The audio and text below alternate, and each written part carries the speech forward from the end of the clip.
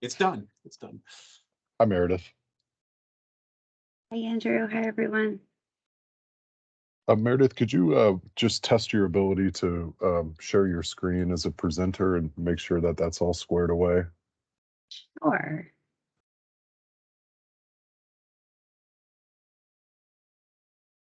Which one of my 28 windows do you want to see? The most interesting. You Fantastic. got it? Is that Yep. working? Great. Okay.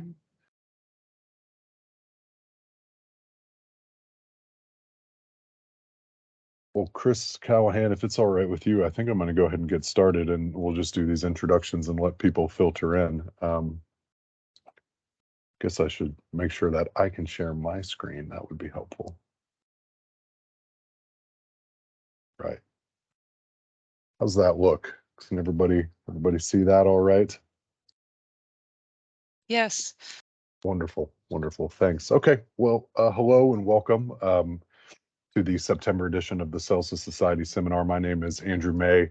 I'm with UVM Extension in the Center for Sustainable Agriculture, and I help to coordinate this series along with Chris Callahan and Hans Estrin.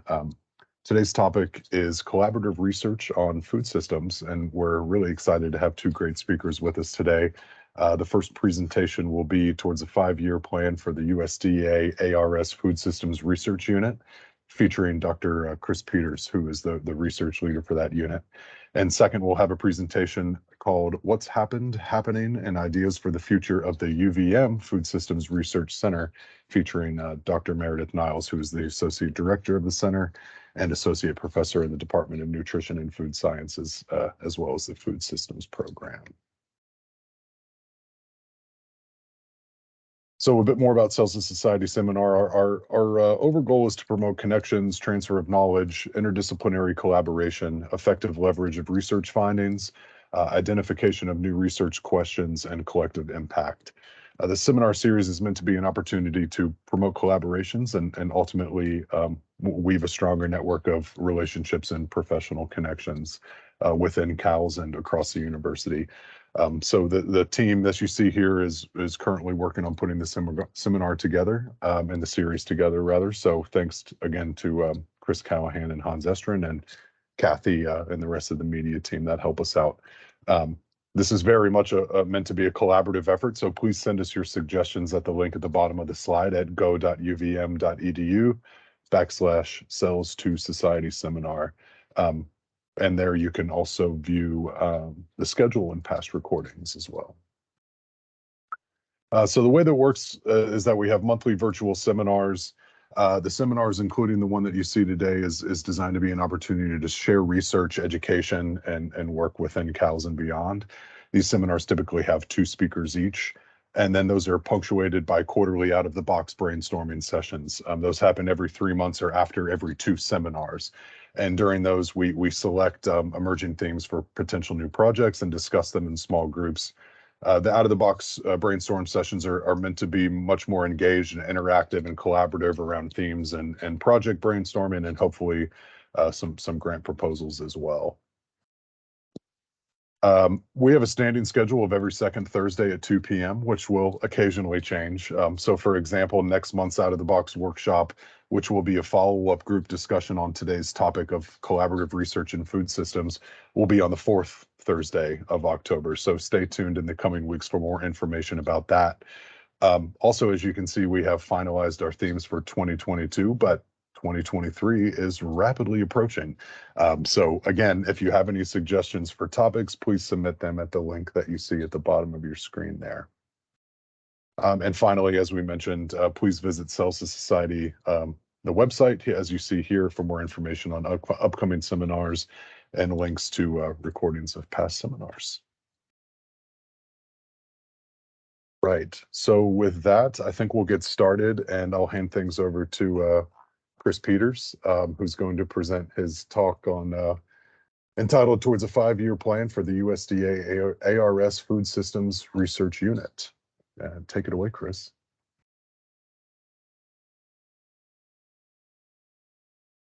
Looks like you might be muted, Chris. Starting at the wrong place. All right. Now, before I proceed, do you see the full slide and not the notes view? Yes, we do. Good to Okay, go. good. This probably looks familiar to anyone who's been past Jeffords Hall, which is probably most everybody on the call. It's a great day to take a picture. So I'm going to talk about a 5-year plan and sometimes looking beyond a 5-year plan for the research unit. So what I'd like to cover in my 20 minutes is a few things.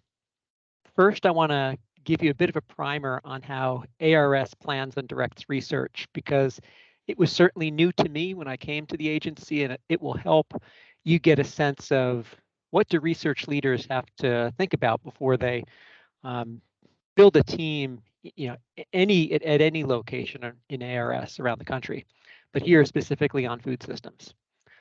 I want to share a bit about the evolving vision for the research of the food systems research unit, and then give an example of some current research that is a collaboration with the New England Feeding New England project. I'll say more about that later.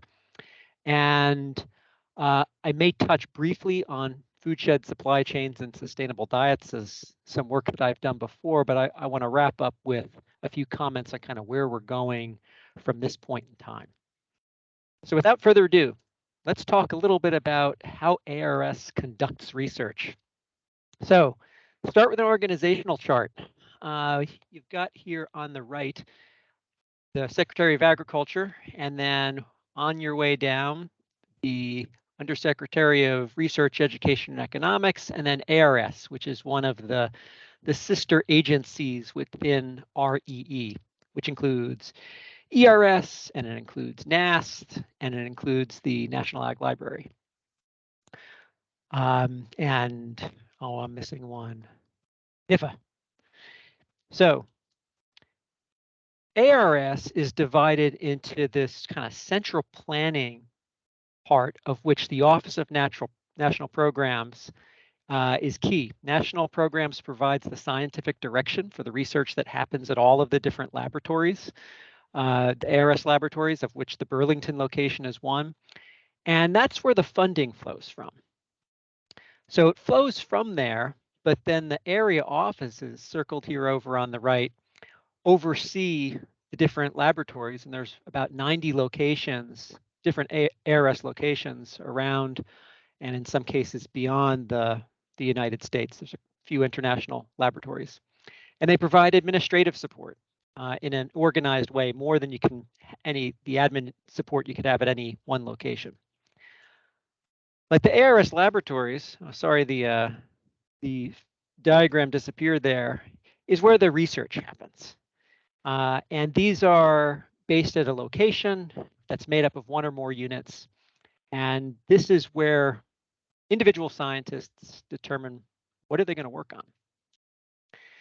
Now, to do that, you don't get to make those decisions in a vacuum. They happen through what is called a project planning process that ARS conducts on 5-year cycles. And this diagram on the right shows the cyclical nature of this project planning process. So we've got where to start in the circle. Well, let's start on the left here. All research projects, which are called CRIS projects, which stands for Current Research Information System, are funded on 5-year cycles, and it's developed in consultation with a national program leader. So if you look at this diagram over here on the right, down in the middle right here where it says research project plan, that is kind of where the rubber meets the road. It takes the form that would look similar to a NIFA grant proposal, if you've written one of those before, or really any grant proposal. And it outlines what are the experiments that a unit plans to do over a 5-year period, with all the scientists that are supported in that unit and over this 5-year planning horizon. But that plan, that's not where it starts. National programs starts really with gathering stakeholder input and then developing what they call an action plan. And then working with the locations to develop these project plans. Those project plans are subject to external peer review, which I haven't experienced yet, but I will soon. And in order for the plans to go into action, they have to be certified. So feedback that you get during this peer review process needs to be responded to. And once that's done to the satisfaction of the Office of Scientific Quality Review, then you start and you do research for 5 years, updating annually with progress reports, and then having an assessment at the end. And then the process starts again. So there's freedom, but it's also got to be consistent with the action plan of a national program. So what does that mean here in Burlington at the Food Systems Research Unit? Well, we're funded by 2 projects. One, which is funded by National Program 216, which is the Sustainable Agricultural Systems Program, and the other funded by the Human Nutrition National Program. I've put the titles up here mostly to show you that they are nearly identical. So I'll read them. Improving vitality, sustainability, and value-added processing by plant-based food systems in the New England states in a manner that enhances nutrition and public health. That's the NP216 project title. And very similar, on the Human Nutrition Project, we've got improving vitality, sustainability, and value-added processing by animal food systems in the New England states in a manner that enhances nutrition and public health. Now, you may be wondering, well, why did they give these nearly identical titles? That will evolve, but the short answer is these are 2 separate projects, but the national program's staff wanted them to be integrated. And to do that, they split the work with a plant-based food system and the animal food system so that the projects would inherently be forced to work together. But that doesn't tell you much about what we're expected to do. So a little bit about the objectives, because this is really where, as an ARS scientist, you get these objectives passed down, and this is the bounds in which one has to work. So I won't read every word on this slide, but I wanted to show you the objectives for each of the projects. So for the plant-based food systems project, we've got 4 objectives, 3 of which have very similar language.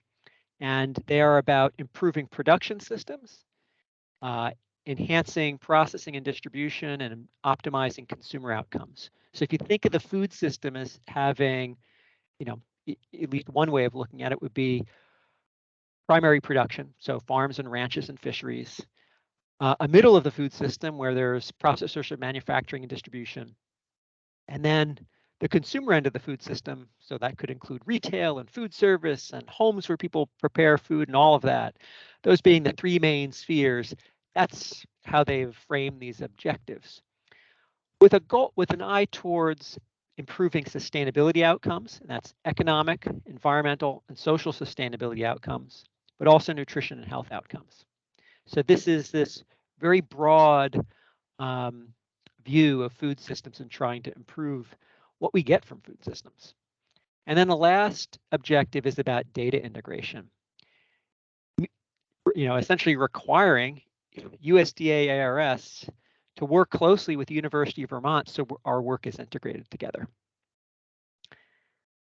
Similarly, on the Animal Food Systems Project, we have 3 objectives. The first of which is to develop an intellectual framework. The second of which is to ensure integration of research with the other project, the Plant Food Systems Project. And the third is developing appropriate linkages and cooperation with the University of Vermont. And I'll highlight that in this first objective, you again see this language about human health and economic, environmental, and social sustainability. And I'll pause and say this is really an attempt to try to take what are two distinct programs and pursue work that's going to be inherently interacting with and is really functions as one large project as opposed to 2 separate ones. So what does this mean in terms of what we actually do? Well, it's a transdisciplinary endeavor. I'm going to transition here now from kind of the process we follow and the objectives I inherited to what are we doing now? I see this work as a transdisciplinary endeavor. By transdisciplinary, I'm going to borrow this diagram from Kajikawa. It was published a while back in Sustainability Science. And it's got these three little pictures. I'll focus on the one on the far right, which shows sustainability science at the core of it in a transdisciplinary research environment where you've got a core question or core problem that multiple disciplines are all working on together. And that's how I see the work of the Food Systems Research Unit. But that's a pretty broad space to work in, to work towards the three pillars of sustainability and human nutrition. What exactly are we going to do? So I'm going to offer you what I will call the research leader's view. This is my own interpretation of trying to make sense of how do you be strategic when you've got a pretty broad mandate like the one that we've got here in Burlington. And I'll share a few questions that have been helping me as I'm trying to think about my own research, but also inviting new scientists in that I hire to figure out what are we going to do collaboratively.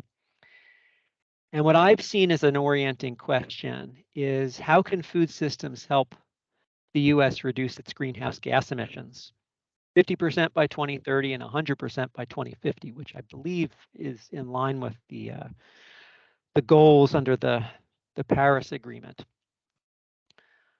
which is a big and challenging problem. But of course, climate change isn't the only thing we care about in food systems. So I see this orienting question, how you might pursue it, being influenced by these supporting questions,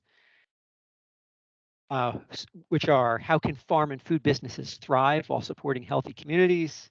How can the food system help people to eat well? And how do we address climate change without losing sight of other environmental sustainability issues? And I've shared these questions with my newest members of the team, Courtney Hammond-Wagner and Caitlin Morgan, who joined in the spring, to get their perspective on and start a conversation about what work we might do together. Now, in pursuing my own research in this last year after transitioning to ARS, I was inspired by some work I did when I was still at Tufts, where we made an unsuccessful bid to the Food System Vision Prize that Rockefeller launched a few years ago. But I mention it because I think that the work that we've got here at the Food Systems Research Unit, it's hard to think of food systems, at least it's hard for me to think of them in the abstract. It's much easier in a geographic context. So I throw up this map here, which I made a few years ago, showing a theoretical food shed for Greater Boston. And just as essentially something to spur thought, because I see food systems as interacting with other systems like water supplies and forested ecosystems, which might be used for timber or they might be used for recreation or for biodiversity. Renewable energy generation, which there's development, with offshore wind or with photovoltaics. Relying on transportation networks, which are not just used by food systems, but by all sectors of the economy. Housing as another place where there is often land lost to competing land uses like housing. And this is kind of how I see food systems research. I see it in a geographic context, which here I've shown at a regional scale, but you could look at it at different spatial scales. And an example of that, which I'll offer one research example, is a project that I was invited to collaborate on almost as soon as I walked in the door to this new job. It's related to the New England Feeding New England project, which if you're not familiar with that project, it's led by the Vermont Sustainable Jobs Fund, which is the lead organization of the New England State Food Planners Partnership. And what they are interested in the partners, is to understand the capacity for New England to produce 30% of its food by 2030. And it is separate from, but not unrelated to, the New England Food Vision. If you're familiar with that, that has a planning horizon out to 2060. And my role as a collaborator in this has been a regional self-reliance analysis of New England to 2030. I'll share a little bit about what that research entails, but it's part of a larger project. We have about 5 minutes left, Chris. Thank you.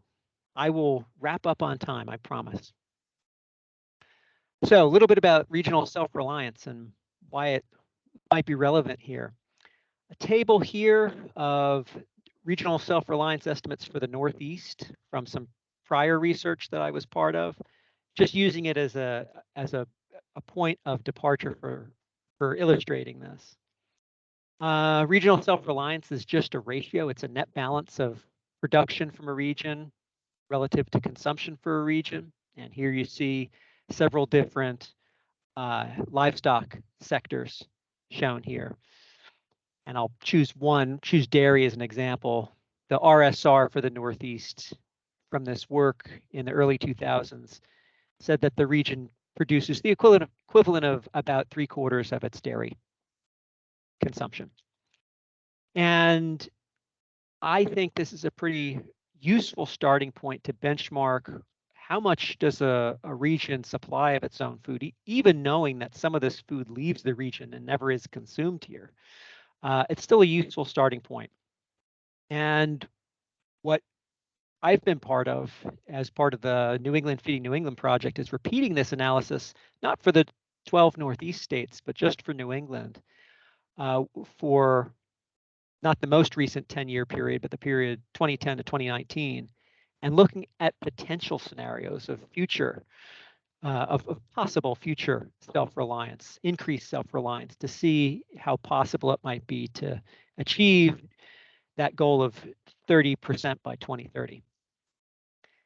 Now, the work's still underway, so you'll have to stay tuned for more details. I'm working on my piece of a technical report, and then we'll start working on some journal articles, and the partnership is working on a summary report because there's other research feeding into this endeavor.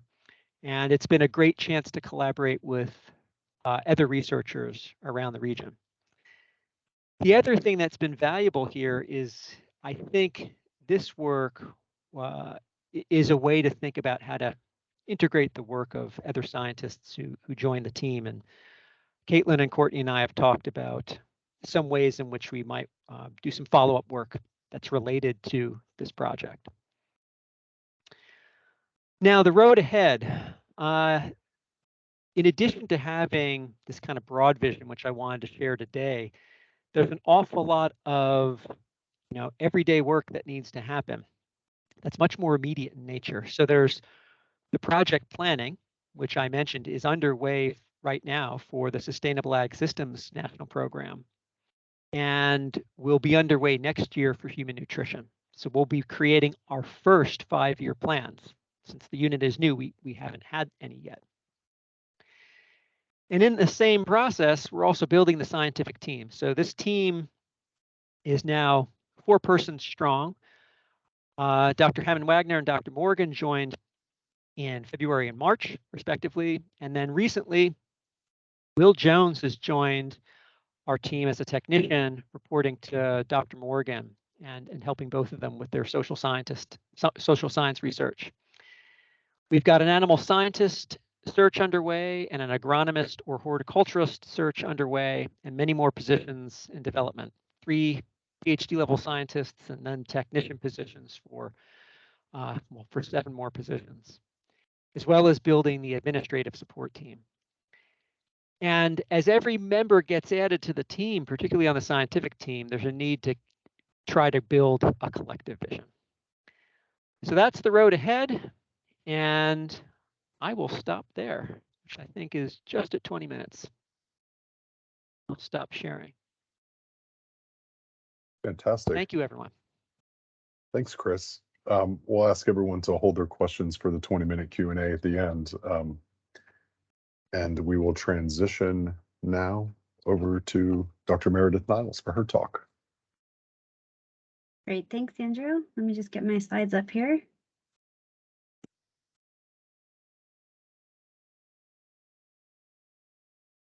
All right, I'll do the same, like, which do you see? You see Looks the good good. ones? All right. Mhm. Okay, well, thanks so much for having me. I'm delighted to be here and especially to share the stage with Dr. Peters. And I think it was really helpful, the context that he was able to give you. But since most of the people here are from UVM, I am not going to give you so much of the nitty-gritty of how UVM works, but instead wanted to focus on describing a little bit about what's happened so far with the Food Systems Research Center. What are we doing right now and what are we planning for? And then some of the ideas that we've been thinking about for the future and also opening up that conversation further for everyone else. And I am conscious as a Dean Parisi of the fact that we have our director starting in December. And so we're still allowing for a lot of flexibility and input for her as well for a future vision as we continue to evolve the center over time. So just a quick little recap. I think everyone on the call knows this, but we are the first USDA-ARS Joint Research Center on food systems in the country. Our budget has also grown considerably in the first 3 years. So our first congressional allocation was the end of 2019 at $1.5 million. It's now grown to $4.2 million annually for the UVM side of the center. As you know, Chris is hiring a lot of people and we're renovating Hills Hall, where ultimately there'll be 20 USDA staff and scientists. And as a reminder, our mission is to develop solutions for improving human health, well-being, and livelihoods and environmental sustainability through food systems. So I wanted to really give a little snapshot about what we've done so far, because the center and its sort of overlap and starting with the COVID-19 pandemic has been really challenging for a lot of reasons. And I think it's also had a lot of questions come to me about like, well, what are you spending your money on? And what have you actually done? And what are we funding? And so I wanted to recap some of that just to get everybody on the same page and provide some more tangible numbers for folks as well to really wrap their head around what we've been doing.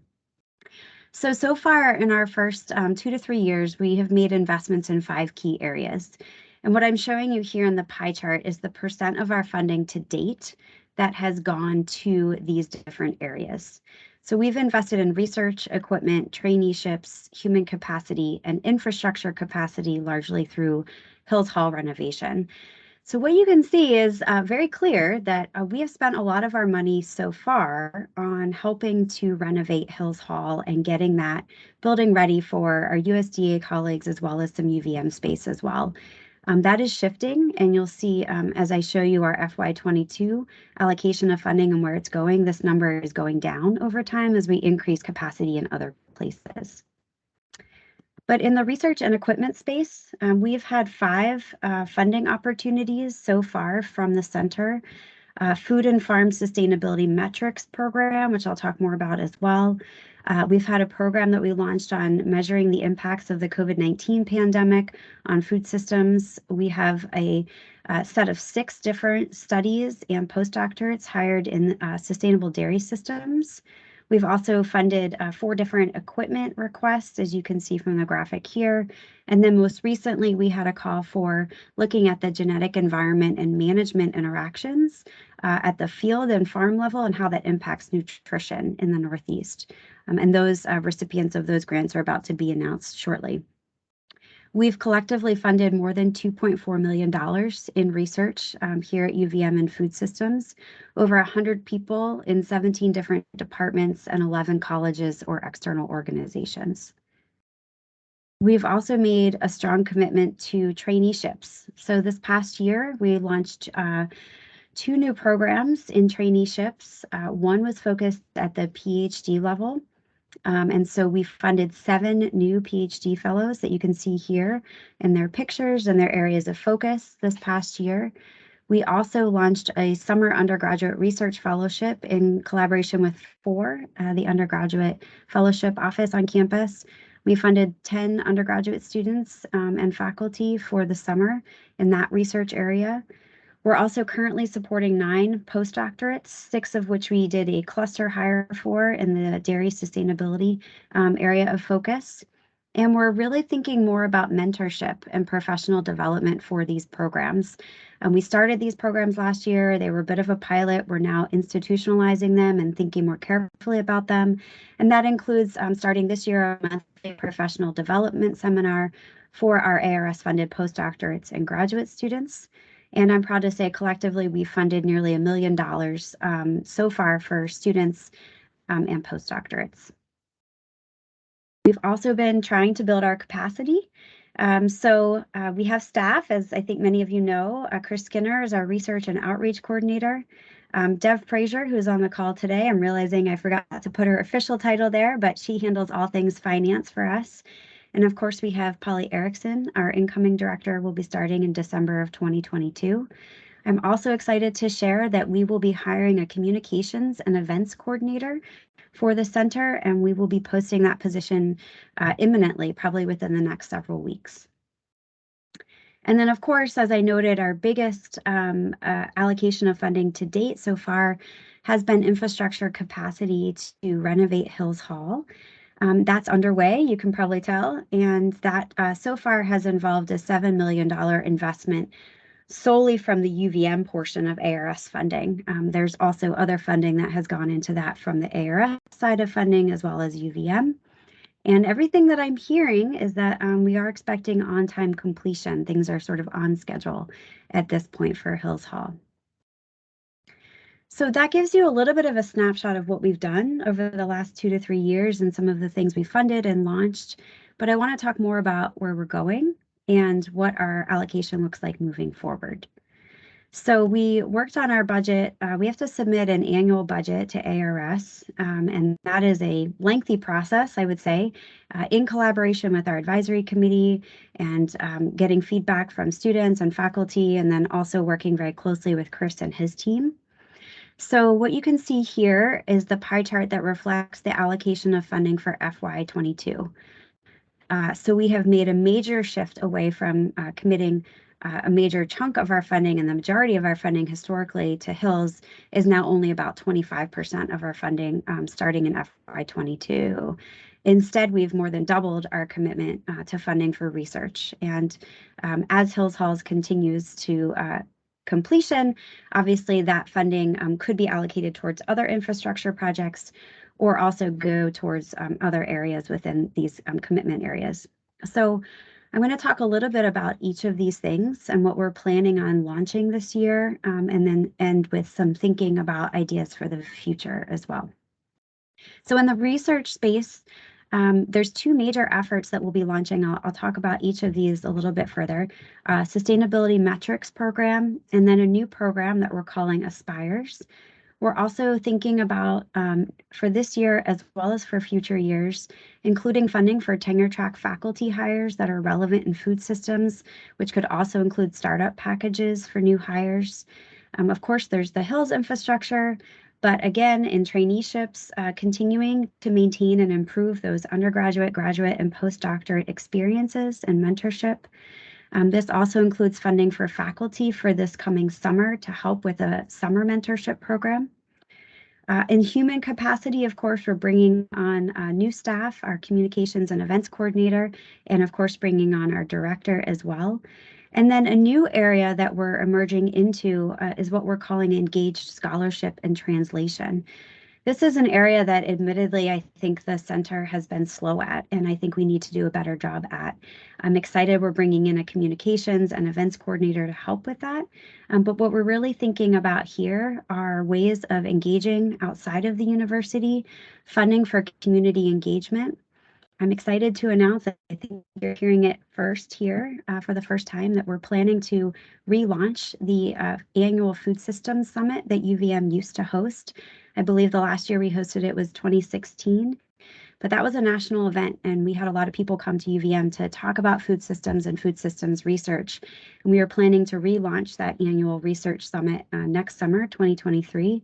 And we've also created an open access fund to fund the open access charges to make UVM-ARS funded research publicly available. So let me talk about each of these a little bit further.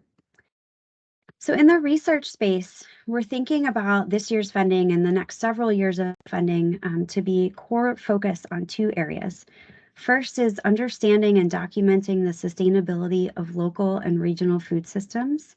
And the second is a program that we're launching called ASPIRES, which I'll tell you what the acronym means, which is really thinking about alternative systems and future pathways that might be necessary in Vermont and New England to achieve a more sustainable, equitable, and resilient food system future. So let me share a little bit about the sustainability program to start. I think some of you on the call were part of one of our workshops last week where we talked more about this program. This is an effort that we have funded already within the center. It was an area of focus where we published 8 different white papers, and teams came together for about 9 to 12 months to really think about how we might measure food system sustainability and the sustainability of small and medium farms. One of the areas that we're excited about with this and our collaboration with ARS is the scale and scope at which we're thinking is really unique in this space. So a lot of research on the sustainability of food systems seems to happen at 2 different places.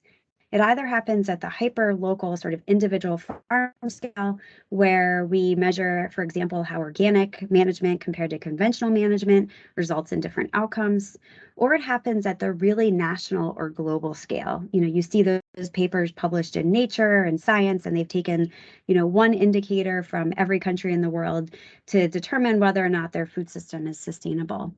But what we're really thinking about here is not just measuring across the food system and across multiple dimensions that we think make up a sustainable food system, as you can see from this diagram, but also doing it at sort of the local and regional food system level, which is really hard and complicated, and why we're thinking carefully about this and want to invest some serious funds in this space. We also want this to be community engaged and real world. The forthcoming funding in this space will require a community partner, for example.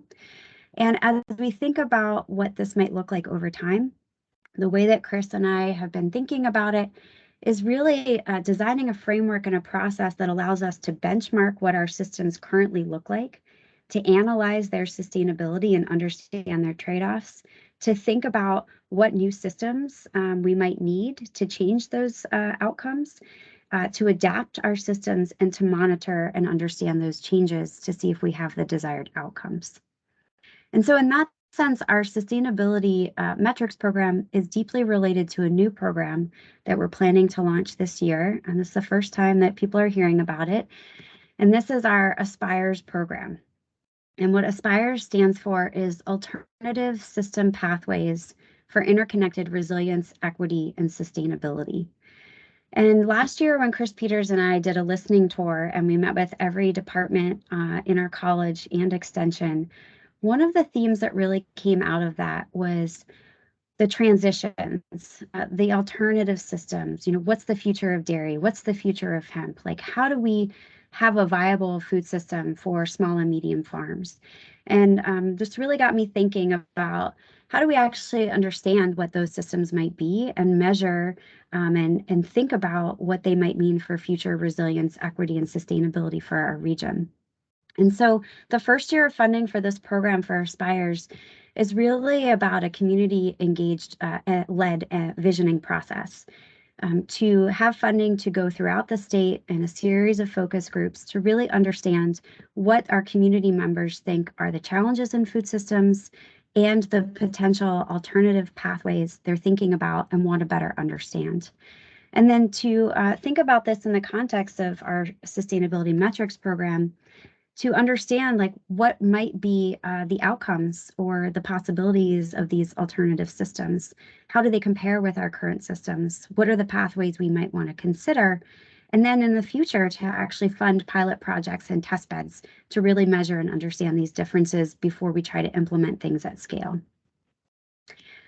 So Chris and I whiteboarded a really terrible visual at one point, and when we hire a communications person, I'll have them work on this. But this is our attempt to sort of think about the relationship of these two programs, the metrics and aspires, which is an understanding of our current systems that we have, which we hope to continue to measure and monitor over time, but also an opportunity to understand what are the potential new systems we may need for increased equity, resilience, or sustainability. How do we measure and model those, and how do we test those and then potentially implement those as well?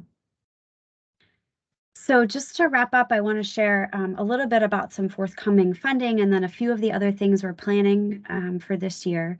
So I did want to let everyone know here that we are imminently releasing our request for proposals for our sustainability program. These will be planning grants that will help teams form, develop team processes, and write longer grants to be funded. So these team grants, these planning grants, we're releasing the RFP next week. We're anticipating funding 7 to 10 of those. They're 10-month grants starting November through August, $50,000 max per team. And it's really funding to help you write a longer grant. We've heard that as feedback in our process that people wanted this, and so we're implementing that. And what those planning grants are working towards are these larger sustainability metrics grants. We are anticipating funding 5 teams for 2 to 3 years at $600,000 max per team to begin to measure and assess these sustainability metrics in food systems over time. And that RFP will be released in late October or early November. And then stay tuned for our Spires RFP as well. We're anticipating about $150,000 to $200,000 to a team of researchers or a center or other consultant to help us in a community-led visioning practice across the state to really help document and understand what our stakeholders need and what systems they want to understand and explore to face the challenges in Vermont. So briefly, just a few other things that we're launching and continuing to focus on this year. We will continue to offer our competitive PhD and undergraduate fellowships. We will also be doing a cluster hire of postdoctorates for the sustainability metrics project. So we'll be welcoming likely 5 new postdoctorates to the center. We're developing a summer mentorship program for undergraduates. As I mentioned, hiring our communications and events coordinator. And of course, USDA is continuing to build their capacity as well. In terms of our commitment to engage scholarship, I mentioned we're relaunching the UVM Food Systems Summit. This website on the summit still exists on UVM's website, and it says the next summit will be held in 2018. So we're hoping to update that imminently to read summer of 2023. But we're very excited about this as an opportunity to really put UVM back on the map in a national way for the research that we're doing. As I mentioned, our Aspires bid will be coming out to lead this community visioning and engagement process, and then we will be launching an open access publishing fund, which will have $50,000 to allocate towards those costs for ARS funded projects. And then lastly, which I think really leads us into our conversation, where are we going and what are the ideas that we have for the future? Really the way we think about the center is that we want to be an internationally recognized leader in food system scholarship and engagement, focused at the local and regional scale. That's our niche. We want to continue to leverage the ARS investment that we have, but also think about new funding that we may have for the center that allows us to continue to grow and also to think about our scale and scope. One other point of feedback we've heard continually is that people want to see the center as a convener. So we're thinking a lot about networking events and new events that we could host. And then, as I mentioned, a real priority moving forward is to cultivate community relationships and partnerships.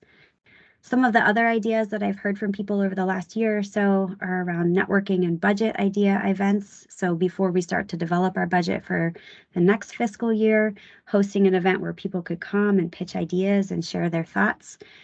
Tenure track investments within the college and beyond, pilot projects and sandbox opportunities. The center is a convener and organizer of data, food systems data that exists across campus and will be generated from these projects. And then also I've heard a lot of conversation and interest around the center and its ability to potentially help coordinate surveys and engagement with community, including farmers, as we have multiple of those happening over time. So I'll wrap up there, and then we have time for discussion. I did want to make sure everyone knew about our website and our Twitter, which is where we announce all of our funding opportunities and share a lot of other updates as well. So thank you so much for the opportunity to be here, Andrew, and I'm looking forward to the conversation. Fantastic. Thanks, Meredith. Well, we have a good amount of time left, so we have about 15 minutes. If anyone would like to submit a question, either in the chat, or you can raise your hand, or just go ahead and feel free to turn on your camera and unmute yourself and ask away. So go right ahead, whoever's ready to ask a question. Looks like Susie, go ahead.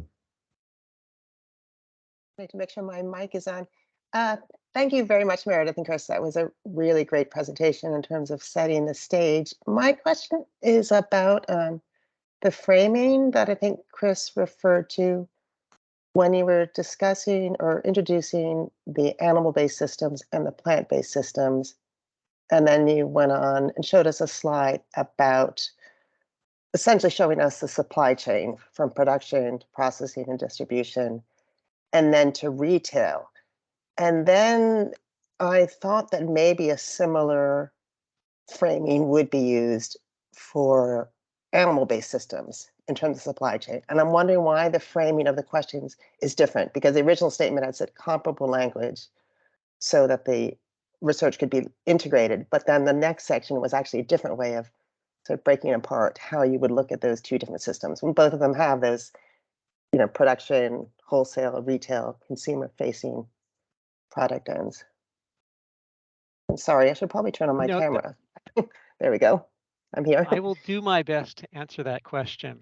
I don't know the specific answer, is the very quick answer, but I can say that to me, it's not surprising that they came up with somewhat different language because it's two different national programs.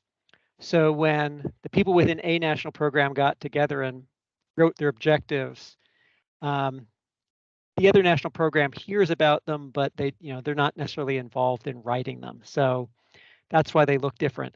I was honestly very comforted by the fact that they at least refer to one another and seem to have this vision of that something that's larger than just agriculture. And part of the reason I shared them is that you can see it leaves a lot of room for interpretation and responsibility for interpretation to the scientists at the unit.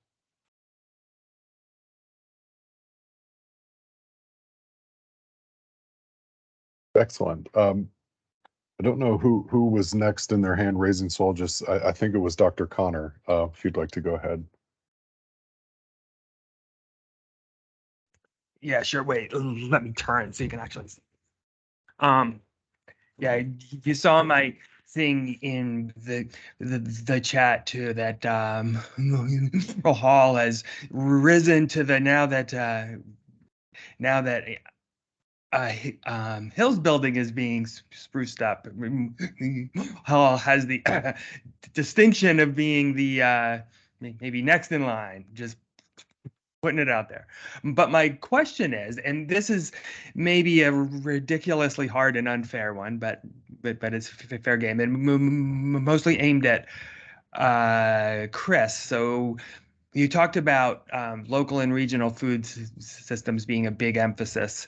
Do you see any, are fostering local and regional food systems and fostering sustainability, are they pretty much side by side? And where, if anywhere, do you see that there might be conflicts or trade-offs, or what do you see as sort of the major, spots where we should be aware of where advancing one may detract from the other? Again, it's a ridiculously complex one, but I'll throw it out there anyway. And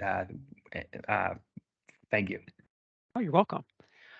Well, the framing of the two project titles around New England states, I think, was to somewhat push the unit into thinking at a regional scale, which I think is helpful, particularly for something like the metrics project that Meredith discussed, to have a geography in which you're working. But I also, I guess I'll leave it as an open question. in what cases do local and regionally scaled systems enhance sustainability, and when do they detract from sustainability, and when is it, which is probably most cases, more of a mixed bag, improving some metrics of sustainability at the expense of others. And that is something that has definitely been a continuing sort of topic of discussion within this team that I mentioned before, the New England Feeding New England project. And in many cases, we don't have sufficient data to know how one region compares against another. So I'm kind of excited because I think it can help show for a region like the Northeast that is even looking ahead to scenarios of future forecast climate change likely to continue to be moist, where some places are going to be drier. But so there are some places where we have advantages and other places we don't. And I think that we have kind of the freedom to mark where those trade-offs occur. And from the ARS perspective, our mission is entirely doing research, and it needs to be, hopefully it's research that is relevant to stakeholders, but we have no mission for pursuing any, we don't get engaged in policy, even though that is policy relevant. Meredith, I don't know if you want to comment on that too. Yeah, I might just add something. I think that is a fantastic question, David, and I think it's also very important to articulate that there will be trade-offs, and we are not inherently saying that local and regional food systems are on all aspects of sustainability or resilience or equity, the right scale. But one of the reasons this project came to fruition in the first place was, I think you might have even been involved in that, David, was, we were thinking about in our current structure and policy of how we think about agriculture in this country in particular, everything is measured in yield. Everything is measured, like the USDA cares about yield, and people talk about yield, and markets talk about yield. And small and medium farms don't always win on that metric, especially when you think about scale of production or just like volume of food created, right? Even if small and medium farms may be more efficient on a per acre basis, for example. But we know that they contribute a lot of other valuable outcomes to communities, to farmers, to the environment, et cetera. And that's really like how this sustainability metrics program started, was thinking about at our scale where the farms are small and medium and the food system is like reliant on small and medium processors, distributors, retailers, et cetera, lower population. What does this actually look like and mean? So I think it's really important that we highlight that we are willing to understand there are trade-offs, and we are not coming in that this is a golden halo necessarily, but just being explicit about that is really helpful too. Appreciate that question.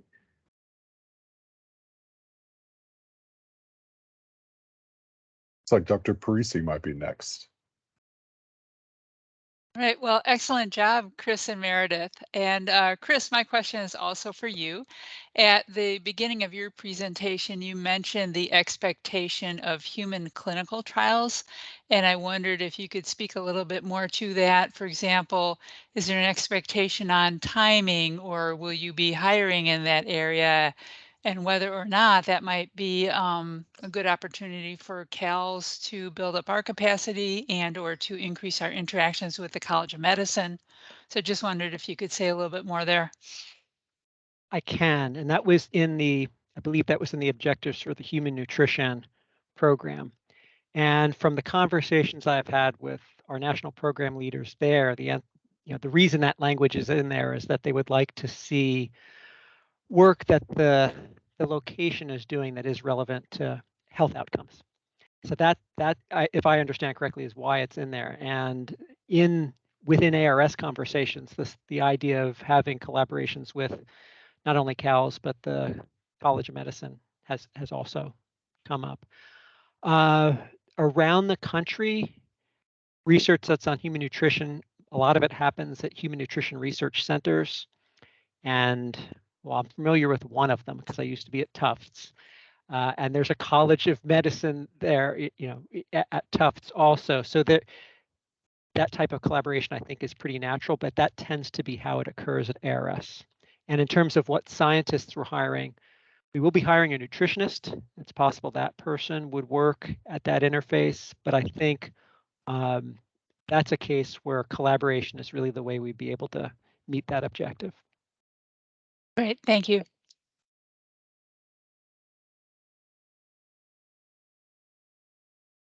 Chris Callahan, go right ahead.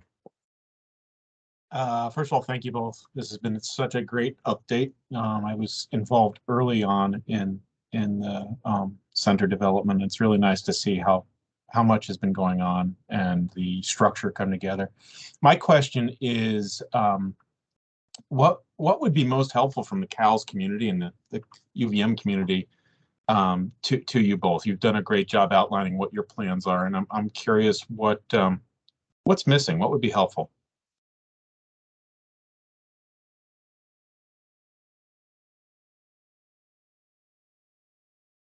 Would you like to go first, Meredith? Well, I'm mulling over here because I don't think anyone's ever asked us that, so I appreciate the question, Chris. I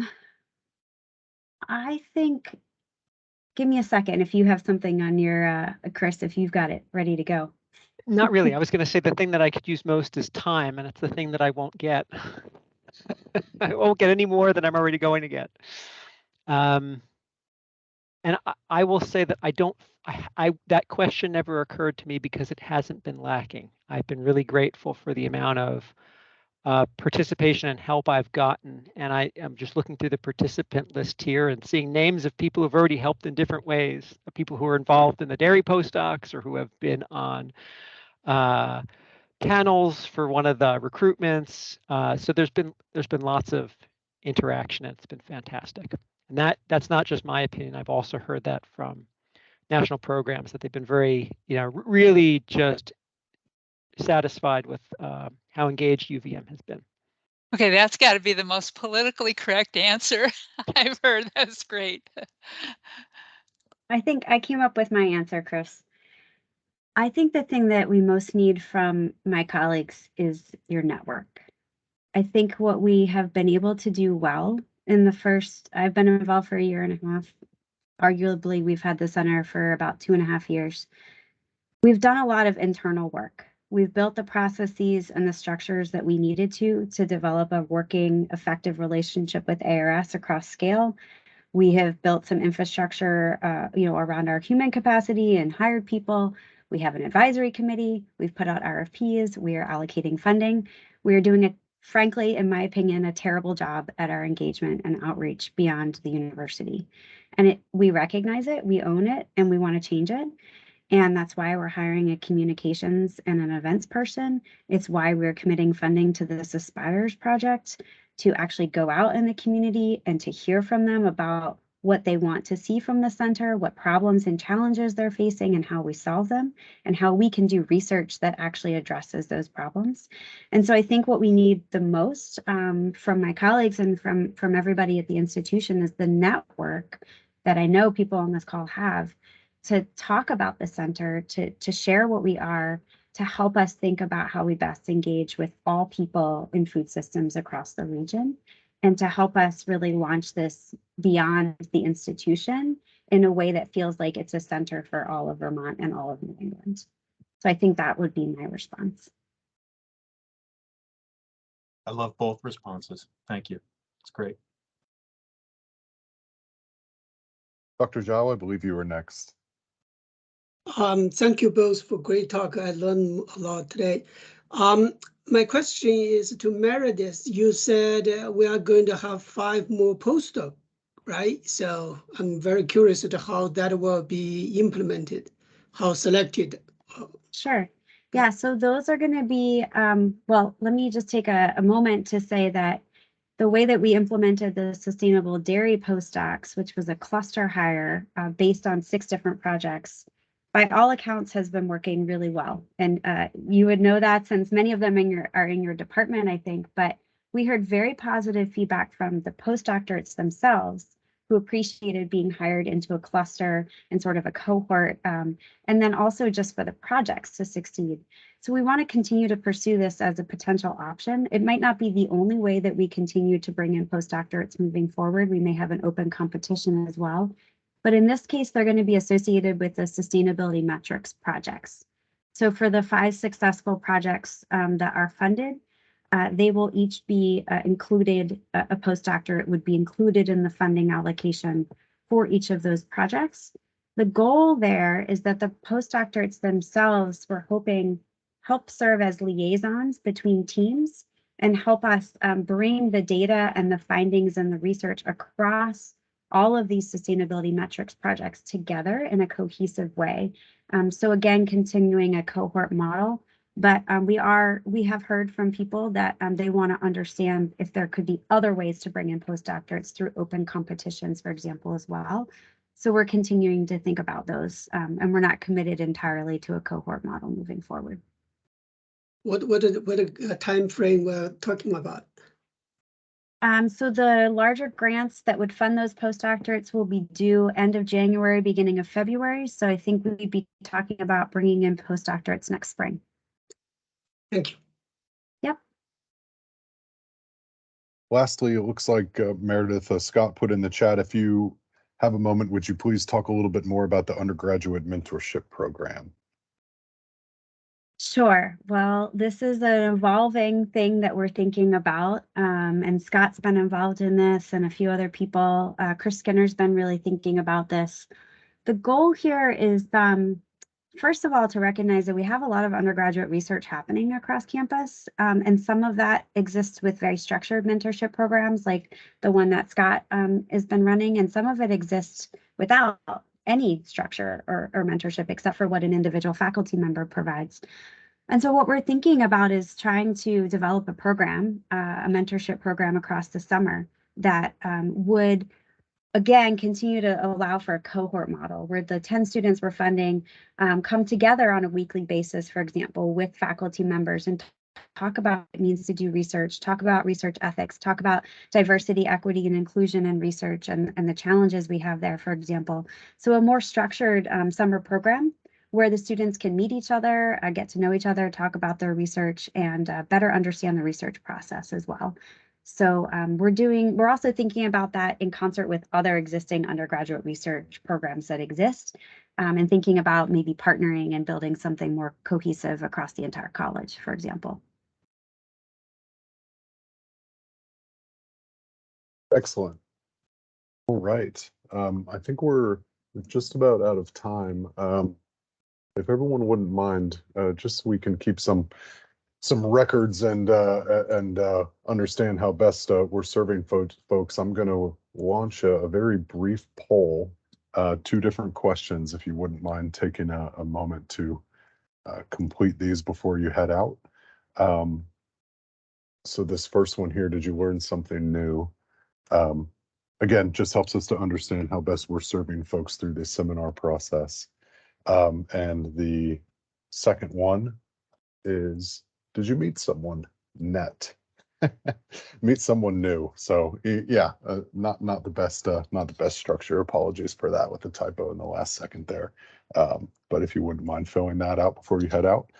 And thank you all for joining today, as well as thank you to our speakers. We really appreciate it. And I should say, for those that are left, save the date for Thursday, October 27th. That's the final Thursday in the month of October at 2 p.m. to 3 p.m. As we mentioned, we typically follow up these seminars every 3rd month with an out-of-the-box brainstorming session. So we haven't quite shaken out the details of what that'll be looking like yet, but we do intend to have a follow-up to this conversation where we can have folks come together and we'll do breakout rooms and think about different topics as it relates to collaboration on food systems research. So Thursday, October 27th, from 2 to 3 p.m., we'll be joined again by Dr. Peters and Dr. Niles to continue this conversation. So thank you again to our speakers, and thank you everyone for coming. Thank you for the invitation. Take care, everybody.